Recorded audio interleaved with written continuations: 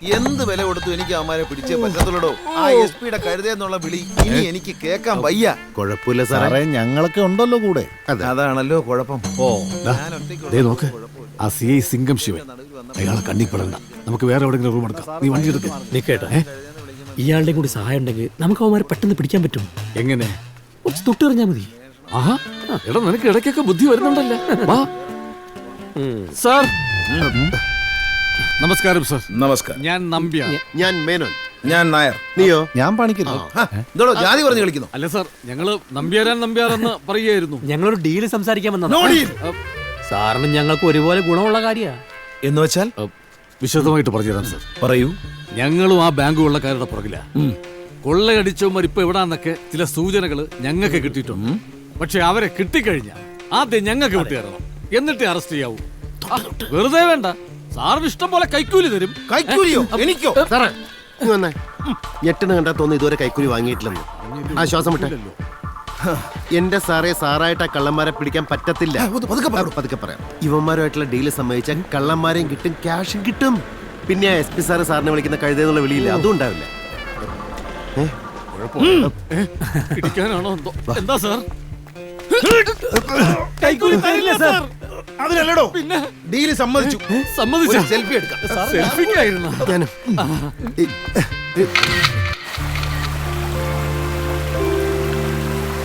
എന്തെങ്കിലും ഒന്ന് വാതുറന്ന് പറയേ. ഇന്നലെ മുതൽ ഞാൻ ശ്രദ്ധിക്കുക. നിനക്കിതെന്താ പറ്റിയത്? നിനക്ക് ആ ടാക്സി ഡ്രൈവർ പെണ്ണുമായിട്ട് എന്താ ബന്ധം? ആ കുട്ടിയെ നിനക്ക് ഇതിനു മുമ്പ് അറിയോ?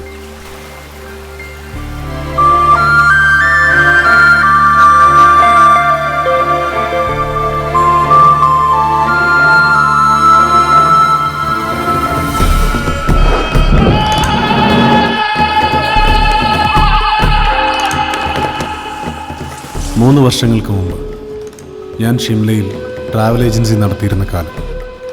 നല്ല വരുമാനം, നല്ല ജീവിത സാഹചര്യങ്ങൾ. എങ്കിലും നാട്ടിൽ നിന്നും വിട്ടു നിൽക്കുന്നതിൻ്റെ ഒറ്റപ്പെടലും ഏകാന്തതയും അലട്ടിയിരുന്ന സമയം. ഇടയ്ക്ക് എപ്പോഴെങ്കിലും വരുന്ന അമ്മച്ചിയുടെ ഒരു ഫോൺ.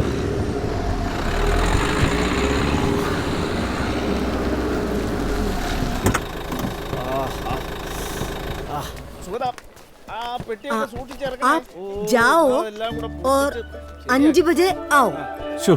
എന്ത് രസമായിട്ടാണ് ഹിന്ദി സംസാരിക്കുന്നത്. ഇവിടെ എവിടെയെങ്കിലുമാണോ പഠിച്ചത്? മലയാളിയാ? 1 വർഷം മുമ്പ് വരെ. ഇപ്പൊ ഇവിടുത്തെ ലോക്കലാ? അല്ല, അപ്പോ വണ്ടിക്കകത്തിരുന്ന് ഞങ്ങൾ നിങ്ങളെ കളിയാക്കിയതൊക്കെ സാരല്ല. എന്നെ കുറിച്ച് ഇതിൽ മോശമായ കാര്യങ്ങളാണ് സാധാരണ ആൾക്കാർ സംസാരിക്കാറുള്ളത്. അപ്പോ 5 ബജെ മേ ആത്ത.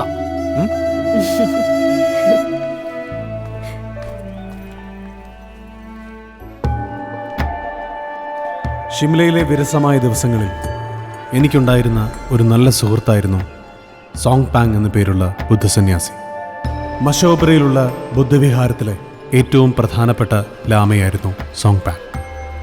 ജോലിയിലെ ടെൻഷൻ കൂടുമ്പോൾ, അമ്മച്ചിയെ വല്ലാതെ മിസ് ചെയ്യുമ്പോൾ, അപ്പോഴൊക്കെ സോങ് പാങ് ലാമ എനിക്ക് വലിയൊരു ധൈര്യവും ആശ്വാസവുമായിരുന്നു. കഥകളി സംഘത്തിൻ്റെ പ്രോഗ്രാം കഴിഞ്ഞ് ഞാൻ തിരിച്ചെത്തിയ ഒരു രാത്രി സോങ് പാങ് ലാമ എൻ്റെ താമസ സ്ഥലത്തേക്ക് വന്നു, മറ്റൊരു ലാമയോടൊപ്പം. സോങ് പാങ്ങിൻ്റെ മുഖത്ത് ഞാൻ ഇന്ന് വരെ കണ്ടിട്ടില്ലാത്ത ഭയവും ആശങ്കയും ഉണ്ടായിരുന്നു. അദ്ദേഹം എന്നെ ഒരു ബാഗ് ഏൽപ്പിച്ചു.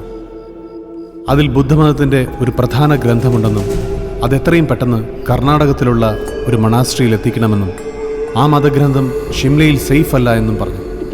എന്നെ അത്രയ്ക്ക് വിശ്വാസമുള്ളതുകൊണ്ടാണ് അത് ഏൽപ്പിക്കുന്നതെന്നും ഒരു കാരണവശാലും അത് കർണാടകത്തിലെത്തുന്നവരെ തുറക്കരുതെന്നും പറഞ്ഞു. അതവിടെ സുരക്ഷിതമായി എത്തിക്കുന്നതിലെ പുണ്യം പിന്നീട് എന്നെ തേടി വരുമെന്നും അനുഗ്രഹിച്ച് തിടുക്കത്തിൽ അദ്ദേഹം ഇറങ്ങിപ്പോയി.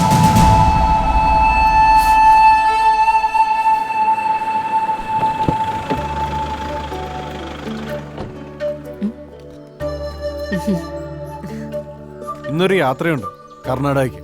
നമ്മുടെ ലാമയില്ലേ, അദ്ദേഹത്തിൻ്റെ അത്യാവശ്യം. തന്നെ വിളിച്ച് പറഞ്ഞിട്ട് പോകുന്ന വിചാരിച്ചാൽ കയ്യിലൊരു മൊബൈൽ പോലും ഇല്ലല്ലോ. വെല്ലച്ചനെ വിളിച്ചാൽ പിന്നെ 100 ചോദ്യമായിരിക്കും. ഓ, അപ്പൊ അതുകൊണ്ടാണ് ഇതുവഴി വന്നത്?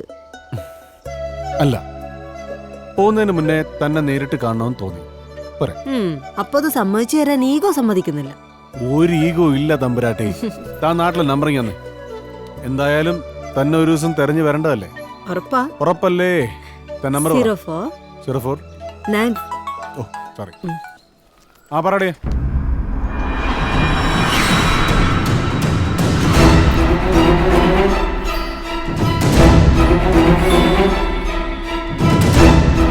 നീ അവിടെ വെയിറ്റ് ചെയ്യ്, ഞാൻ ദാ വരുന്നു. എന്തു പറ്റി ജോ? അത് ഞാൻ വന്നിട്ട് പറയാം. ദേവു, നീ ബാഗ് ഒന്ന് വെക്കോ, ഞാൻ വരുമ്പോ എടുത്തോളാം.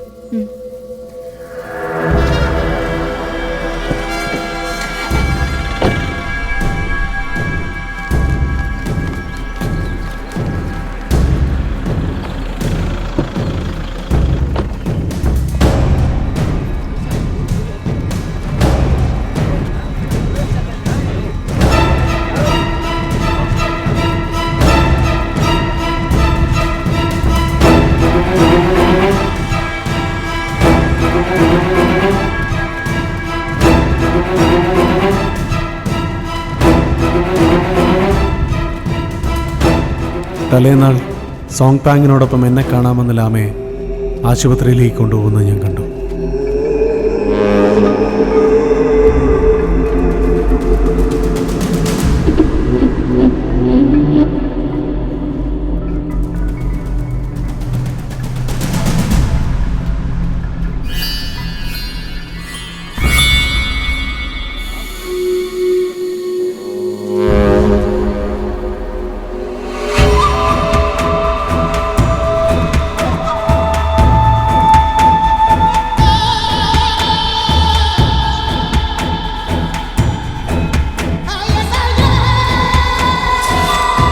ഒരു ധ്യാനത്തിലെന്നതുപോലെ ആ മഞ്ഞിൽ സോങ് പാങ് ലാമ മരിച്ചു മരവിച്ചു കിടന്നു.